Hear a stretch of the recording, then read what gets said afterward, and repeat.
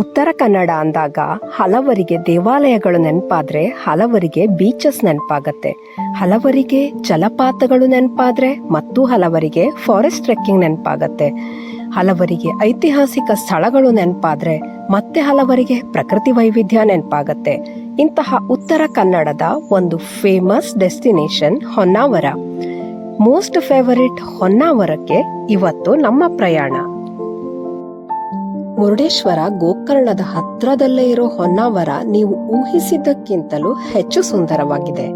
ಇಲ್ಲಿನ ದೇವಾಲಯಗಳು, beach, mangrove forest, boat ride ಪ್ರತಿಯೊಂದು ಕೂಡ ನಿಮ್ಮಲ್ಲಿ ಒಂದು ಸುಂದರ ನೆನಪಾಗಿ ಉಳ್ಕೊಳ್ಳುತ್ತೆ. ಹೊನ್ನಾವರದ ಒಂದು ಐತಿಹಾಸಿಕ ದೇವಾಲಯ ಗುಣವಂತೆಯ ಶ್ರೀ ಶಂಭುಲಿಂಗೇಶ್ವರ ದೇವಾಲಯ. ಈ ದೇವಾಲಯದ ಬಗ್ಗೆ ಎಲ್ಲಾ ಮಾಹಿತಿಯನ್ನ ತಿಳ್ಕೊಳ್ಳೋಣ ಬನ್ನಿ. ಅದಕ್ಕೆ ಉದಾಹರಣೆ ನಾನೇ ಚಿಕ್ಕವನಿರುವಾಗ ನನಗೊಂದು ಜಂಬಾಗಿರ್ತದೆ.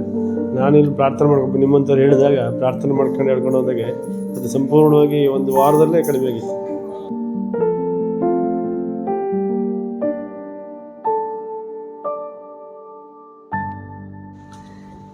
ಎಲ್ಲರಿಗೂ ನಮಸ್ಕಾರ. ನಾವಿವತ್ತು ಉತ್ತರ ಕನ್ನಡ ಜಿಲ್ಲೆ ಹೊನ್ನಾವರ ತಾಲೂಕಿನ ಗುಣವಂತೆಯ ಶ್ರೀ ಶಂಭುಲಿಂಗೇಶ್ವರ ದೇವಸ್ಥಾನಕ್ಕೆ ಬಂದಿದ್ದೇವೆ.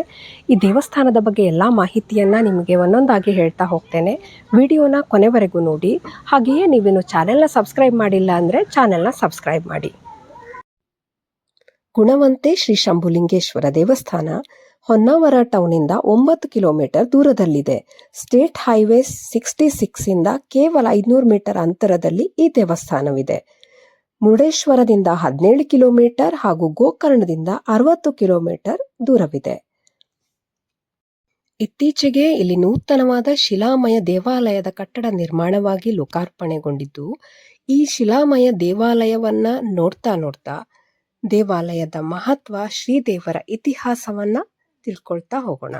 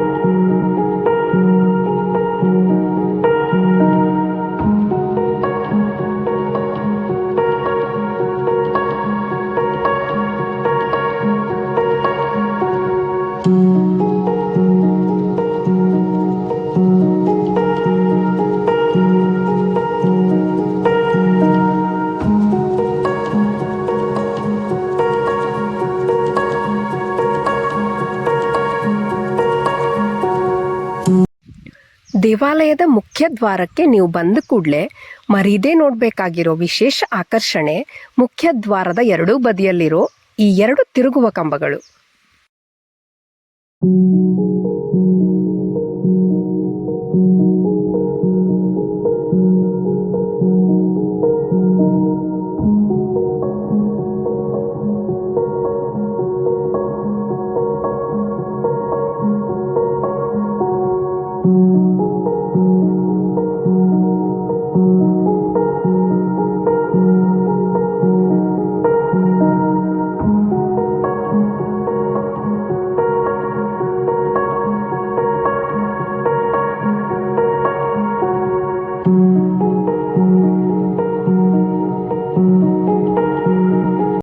ಸಂಪೂರ್ಣವಾಗಿ ಶಿಲೆಯಿಂದಾನೇ ನಿರ್ಮಾಣ ಆಗಿರೋ ಈ ದೇವಾಲಯದ ಹೊಸ ಕಟ್ಟಡ ಅದ್ಭುತವಾಗಿ ನಿರ್ಮಾಣವಾಗಿದೆ. ಪರಮ ಪವಿತ್ರ ಶ್ರೀ ಶಂಭುಲಿಂಗೇಶ್ವರ ಸ್ವಾಮಿಯ ದರ್ಶನ ಮಾಡ್ಕೊಂಡ್ಬಂದು ಅನಂತರ ಕ್ಷೇತ್ರದ ಮಹಿಮೆಯನ್ನ ತಿಳ್ಕೊಳ್ಳೋಣ.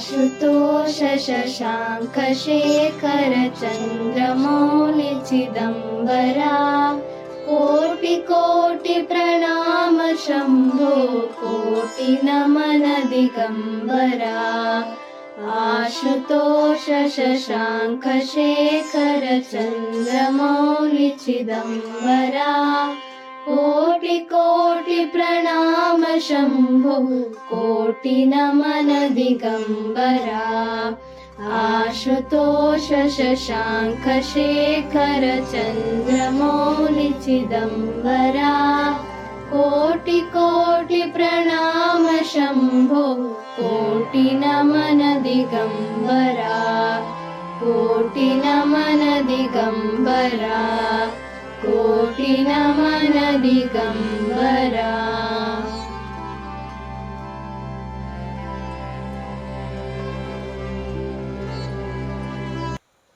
ಗುಣವಂತೆಯ ಶ್ರೀ ಶಂಭುಲಿಂಗೇಶ್ವರ ಕ್ಷೇತ್ರ ಗೋಕರ್ಣ ಕ್ಷೇತ್ರದಷ್ಟೇ ಪುರಾತನ ಮತ್ತು ಪವಿತ್ರವಾದ ಕ್ಷೇತ್ರ. ಗೋಕರ್ಣದಲ್ಲಿ ಮಹಾಬಲೇಶ್ವರ ಸ್ವಾಮಿಯ ಆರಾಧನೆಯಿಂದ ಸಿಗುವಷ್ಟೇ ಪುಣ್ಯ ಗುಣವಂತೆ ಶಂಭುಲಿಂಗೇಶ್ವರ ದೇವರ ಆರಾಧನೆಯಿಂದ ಸಿಗತ್ತೆ. ಗೋಕರ್ಣ, ಸಜ್ಜೇಶ್ವರ, ಧಾರೇಶ್ವರ, ಮುರುಡೇಶ್ವರ ಹಾಗೂ ಗುಣವಂತೇಶ್ವರ ಇವು ಶಿವನ ಆತ್ಮಲಿಂಗವು ಪ್ರತಿಷ್ಠಾಪನೆಗೊಂಡು ಪೂಜಿಸಲ್ಪಡ್ತಾ ಇರೋ ಸ್ಥಳಗಳು. ಇಲ್ಲಿ ಶಿವನ ಆರಾಧನೆಯಿಂದ ಜನ್ಮ ಜನ್ಮಾಂತರಗಳ ಪಾಪಗಳು ಕಳೆದು ಸದ್ಗತಿ ಸಿಗತ್ತೆ ಅಂತ ನಂಬಿಕೆ. ಗುಣವಂತೆಯ ಬಗ್ಗೆ ಶಿವಪುರಾಣದಲ್ಲಿ ವಿಸ್ತೃತವಾದ ಉಲ್ಲೇಖವಿದೆ.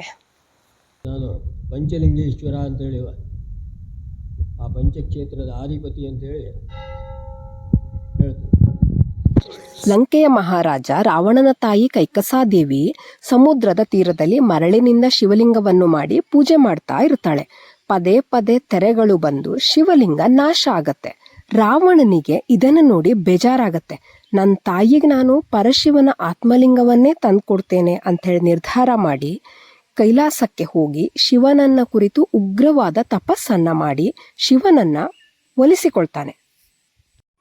ರಾವಣನು ಶಿವನಲ್ಲಿ ಆತ್ಮಲಿಂಗವನ್ನು ವರವಾಗಿ ಬೇಡ್ಕೊಳ್ತಾನೆ. ರಾವಣನ ಭಕ್ತಿಗೆ ಮೆಚ್ಚಿದ ಶಿವ ರಾವಣನಿಗೆ ಆತ್ಮಲಿಂಗವನ್ನ ವರವಾಗಿ ಕೊಟ್ಟು, ನೀನು ಎಲ್ಲಿ ಈ ಆತ್ಮಲಿಂಗವನ್ನ ಭೂಮಿಗೆ ಸ್ಪರ್ಶ ಮಾಡ್ತೀಯೋ ಅಲ್ಲಿಯೇ ಲಿಂಗ ಪ್ರತಿಷ್ಠಾಪನೆ ಆಗತ್ತೆ. ಹಾಗಾಗಿ ನೀನು ಎಲ್ಲಿಯೂ ಕೂಡ ನೆಲದ ಮೇಲೆ ಇಡದೇನೆ ಈ ಆತ್ಮಲಿಂಗವನ್ನ ನಿನ್ನ ದೇಶಕ್ಕೆ ತಗೊಂಡೋಗಿ ಪ್ರತಿಷ್ಠಾಪನೆ ಮಾಡು ಅಂತ ಹೇಳಿ ಕೊಡ್ತಾನೆ. ಆತ್ಮಲಿಂಗವನ್ನ ಪಡೆದುಕೊಂಡು ಶಿವನಿಗೆ ನಮಸ್ಕಾರ ಮಾಡಿ ರಾವಣ ಕೈಲಾಸದಿಂದ ತನ್ನ ದೇಶಕ್ಕೆ ಹಿಂದಿರುಗಿ ಹೊರಡ್ತಾನೆ. ಗೋಕರ್ಣದ ಹತ್ರ ಬಂದಾಗ ಸಂಜೆ ಆಗತ್ತೆ. ಸಂಜೆ ಆಯ್ತಲ್ಲ, ಸಂಧ್ಯಾ ವಂದನೆ ಮಾಡಬೇಕು, ಆತ್ಮಲಿಂಗವನ್ನ ನೆಲದ ಮೇಲೆ ಇಡೋ ಹಾಗಿಲ್ಲ, ಯಾರ ಹತ್ರ ಕೊಡೋದು ಅಂತ ಹೇಳಿ ಯೋಚನೆ ಮಾಡ್ತಾ ಇದ್ದಾಗ ಅಲ್ಲಿ ಗಣಪತಿ ಮಾರುವೇಷದಲ್ಲಿ ಬರ್ತಾನೆ. ರಾವಣನು ಗಣಪತಿಗೆ, ಈ ಆತ್ಮಲಿಂಗವನ್ನ ನೀನು ಹಿಡ್ಕೊಂಡಿರು, ನಾನು ಸಂಧ್ಯಾವಂದನೆ ಮುಗಿಸ್ಕೊಂಡು ಬರ್ತೇನೆ, ಆದ್ರೆ ಯಾವುದೇ ಕಾರಣಕ್ಕೂ ನೀನ್ ನೆಲದ ಮೇಲೆ ಮಾತ್ರ ಇಡಬಾರ್ದು ಅಂತ ಹೇಳ್ತಾನೆ. ಆಗ ಗಣಪತಿ, ನಂಗೆ ಹೋಗೋದಿದೆ, ನಾನು ನಿನ್ನ 3 ಸಲ ಕರಿತೇನೆ, ನೀನೇನಾದ್ರೂ ಬರ್ಲಿಲ್ಲ ಅಂದ್ರೆ ನಾನಿದ ನೆಲದ ಮೇಲಿಟ್ಟು ಹೋಗ್ತೇನೆ ಅಂತ ಹೇಳ್ತಾನೆ. ಇದಕ್ಕೆ ಒಪ್ಪಿಕೊಂಡು ರಾವಣ ಸಂಧ್ಯಾವಂದನೆ ಮಾಡೋ ಸಲುವಾಗಿ ಸಮುದ್ರ ತೀರಕ್ಕೆ ಹೋಗ್ತಾನೆ. ರಾವಣ ಆ ಕಡೆ ಸಮುದ್ರ ತೀರವನ್ನ ತಲುಪ್ತಾ ಇದ್ದಂಗೆನೆ ಇಲ್ಲಿ ಗಣಪತಿ 3 ಸಲ ರಾವಣ ರಾವಣ ರಾವಣ ಅಂತ ಕರೆದು ಆತ್ಮಲಿಂಗವನ್ನ ನೆಲದ ಮೇಲೆ ಇಟ್ಬಿಡ್ತಾನೆ. ಕರ್ದಿದ್ ಕೇಳಿ ರಾವಣ ಓಡೋಡಿ ಬರ್ತಾನೆ. ಅವನು ಓಡಿ ಬರೋ ಅಷ್ಟರಲ್ಲೇನೆ ಆತ್ಮಲಿಂಗವನ್ನ ನೆಲದ ಮೇಲಿಟ್ಟು ಆಗ್ಬಿಟ್ಟಿರತ್ತೆ. 1 ಸಲ ನೆಲದ ಮೇಲೆ ಆತ್ಮಲಿಂಗವನ್ನು ಇಟ್ಟಿದ್ರಿಂದ ಅದು ಅಲ್ಲಿಯೇ ಪ್ರತಿಷ್ಠಾಪನೆ ಆಗತ್ತೆ. ಕಿತ್ತು ತೆಗಿಲಿಕ್ಕೆ ರಾವಣ ಎಷ್ಟೇ ಪ್ರಯತ್ನ ಮಾಡಿದ್ರೂ ಕೂಡ ಕಿತ್ತು ತೆಗಿಲಿಕ್ಕೆ ಆಗೋದೇ ಇಲ್ಲ. ಅವನ ಕೇಳುವ ಪ್ರಯತ್ನದಲ್ಲಿ ಮೂಲ ಭಾಗ ಅಲ್ಲಿಯೇ ಉಳ್ಕೊಂಡು ಆತ್ಮಲಿಂಗದ ಮೇಲ್ಭಾಗದಲ್ಲಿ ಮತ್ತೆ 4 ಹೋಳುಗಳಾಗತ್ತೆ. 1 ಹೋಳು ಗೋಕರ್ಣದಲ್ಲೇ ಉಳಿತು, ಉಳಿದ 4 ಹೋಳುಗಳನ್ನ ರಾವಣ ಎಸಿತಾನೆ.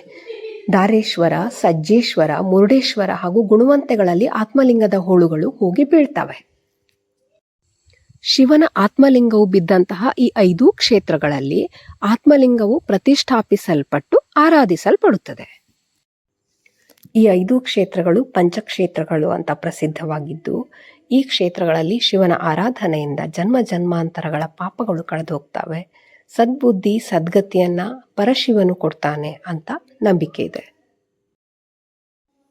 ಅಭಿಷೇಕ ಪ್ರಿಯನಾದ ಶ್ರೀ ಶಂಭುಲಿಂಗೇಶ್ವರ ದೇವರಿಗೆ ನೀರಿನ ಅಭಿಷೇಕ, ಎಳೆನೀರು ಅಭಿಷೇಕ, ಪಂಚಾಮೃತ ಅಭಿಷೇಕ, ರುದ್ರಾಭಿಷೇಕ ಹೀಗೆ ಹಲವು ವಿಧದ ಅಭಿಷೇಕ ಸೇವೆಯನ್ನ ಭಕ್ತರು ಮಾಡಿಸ್ತಾರೆ. ಇಲ್ಲಿ ಪ್ರತಿನಿತ್ಯ ತ್ರಿಕಾಲ ಪೂಜೆ ಸಲ್ಲುತ್ತದೆ. ದೇವಾಲಯದ ಮುಂಭಾಗದಲ್ಲಿ ಪುಷ್ಕರಣಿ ತೀರ್ಥಕೆರೆ ಇದೆ. ಈ ಕೆರೆ ಗೋಕರ್ಣದ ಕೋಟಿ ತೀರ್ಥದಷ್ಟೇ ಪಾವನವಾಗಿದ್ದು, ಇಲ್ಲಿ ಸ್ನಾನ ಮಾಡಿ ಶಂಭುಲಿಂಗೇಶ್ವರ ದೇವರ ಆರಾಧನೆ ಮಾಡೋದ್ರಿಂದ ಚರ್ಮರೋಗ ನಿವಾರಣೆ ಆಗತ್ತೆ, ಸ್ಮರಣ ಶಕ್ತಿ ಹೆಚ್ಚಾಗತ್ತೆ, ದುರ್ಗುಣ ದೂರವಾಗಿ ಸದ್ಗುಣ ಬೆಳೆಯುತ್ತೆ ಅಂತ ನಂಬಿಕೆ ಇದೆ. ನಿಮಗೆ ಈ ಮುಖದಲ್ಲಿ ಸ್ಕಿನ್ ಪ್ರಾಬ್ಲಮ್ ಇದ್ದರೆ ಮತ್ತು ಈ ಮೈ ಮೇಲೆ ಕಲೆಗೆಲೆ ಇದ್ದರೆ ಚಮಕಲಿದ್ದರೆ ಇದಕ್ಕೆ ಇಂತಿಂಥ ಧಾನ್ಯ ಅಂತ ಹೇಳಿರ್ತದೆ. ಆ ಧಾನ್ಯವನ್ನು ಬೀರ್ತೀನಿ ಅಂತೇಳಿ ಪ್ರಾರ್ಥನೆ ಮಾಡ್ಕೊಂಡು ಹೋಗಿ ಗುಣ ಬಿದ್ದ ಮೇಲೆ ನೀವು ಬಂದಿಲ್ಲಿ ಆ ಧಾನ್ಯವನ್ನು ಬೀರೋದ್ರಾಯಿತು. ಇದಕ್ಕೆ ನಾನು ಉದಾಹರಣೆ ಕ್ಷೇತ್ರದ ಒಂದು ವಿಶೇಷತೆ ಏನಂದರೆ ಮೈಮೇಲೆ ಯಾವುದೇ ಒಂದು ಗುಳ್ಳೆ ಗಿಳ್ಳೆ ಚಮಕಲ ಇತ್ಯಾದಿ ಏನಿರೋದ್ರೂ ಇಲ್ಲಿ ಹರಕೆ ಹೊತ್ಕೊಂಡು ಅದು ಈ ನವಧಾನ್ಯಗಳನ್ನು ಬೀರಿ ಕೆರೆಯಲ್ಲಿ ಸ್ನಾನ ಮಾಡಿ ಪ್ರಾರ್ಥನೆ ಮಾಡ್ಕೊಂಡು ನಿಜವಾಗಿ ಅದೇ ಸರ್. ಅದಕ್ಕೆ ಉದಾಹರಣೆ ನಾನೇ ಚಿಕ್ಕವನಿರುವಾಗ ನನಗೊಂದು ಚಮಕಲಾಗಿತ್ತು ಸರ್.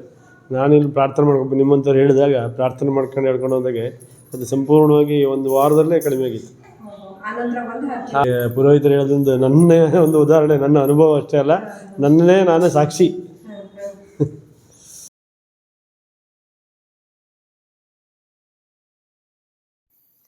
ಗುಣವಂತೆಯಲ್ಲಿ ಆತ್ಮಲಿಂಗದ ದರ್ಶನವನ್ನು ಪಡೆದು ಪುನೀತರಾಗಿ ಆ ನಂತರ ನಾವು ಗುಣವಂತೆಯಿಂದ 7 ಕಿಲೋಮೀಟರ್ ದೂರದಲ್ಲಿರುವ ಹೊನ್ನಾವರದ ಇಕೋ ಬೀಚಿಗೆ ಹೋದ್ವಿ. ಹೊನ್ನಾವರದ ಕಾಸರಕೋಡ್ ಅನ್ನೋ ಗ್ರಾಮದಲ್ಲಿರುವ ಇಕೋ ಬೀಚ್ ಹೊನ್ನಾವರ ಟೌನ್ನಿಂದ 4ರಿಂದ 5 ಕಿಲೋಮೀಟರ್ ಡಿಸ್ಟೆನ್ಸಲ್ಲಿದೆ. ಕಾಸರಕೋಡ್ನ ಇಕೋ ಬೀಚ್ ಒಂದು blue flag beach. Blue flag beach ಅಂದರೆ ಸ್ವಚ್ಛತೆ ಮೇಂಟೈನ್ ಆಗಿರುತ್ತೆ, ಚೇಂಜಿಂಗ್ ರೂಮ್ಸ್ ಇರುತ್ತೆ, ವಾಶ್ರೂಮ್ಸ್ ಇರುತ್ತೆ, ಡ್ರಿಂಕಿಂಗ್ ವಾಟರ್ ಫೆಸಿಲಿಟಿ ಇರುತ್ತೆ. ಒಂದು ಒಳ್ಳೆಯ ಮೇಂಟೈನ್ಡ್ ಬೀಚ್ ಅಂತ ಹೇಳ್ಬೋದು. ಈವ್ನಿಂಗಲ್ಲಿ ಸನ್ಸೆಟ್ ನೋಡ್ತಾ ಟೈಮ್ ಸ್ಪೆಂಡ್ ಮಾಡೋಕೆ ಒಂದು ಪರ್ಫೆಕ್ಟ್ ಪ್ಲೇಸ್. ವೀಕೆಂಡ್ಸಲ್ಲಿ ಹಾಲಿಡೇಸಲ್ಲಿ ಕ್ರೌಡ್ ಸ್ವಲ್ಪ ಜಾಸ್ತಿ, but you can have a happy time here. Eco beach ಪಕ್ಕದಲ್ಲಿ ಒಂದು ಪಾರ್ಕ್ ಇದೆ, ವಾಕಿಂಗ್ ಏರಿಯಾ ಇದೆ. ನೀವು ಸನ್ಸೆಟ್ಟನ್ನು ನೋಡ್ತಾ ವಾಕ್ ಮಾಡ್ತಾ ಅಥವಾ ಕೂತ್ಕೊಂಡು ಸನ್ಸೆಟ್ ನೋಡ್ತಾ ಹ್ಯಾಪಿಯಾಗಿ ಟೈಮ್ ಕಳಿಬೋದು.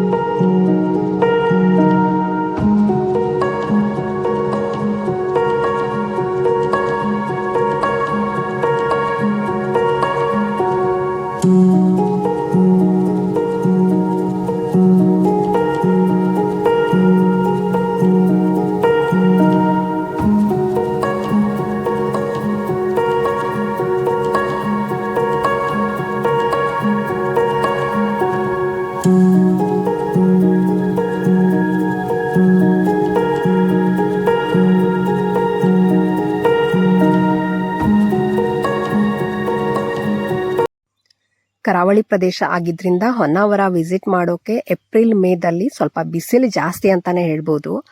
ಬೆಸ್ಟ್ ಟೈಮು ಹೊನ್ನಾವರ ವಿಸಿಟ್ಗೆ ನವೆಂಬರಿಂದ ಮಾರ್ಚ್.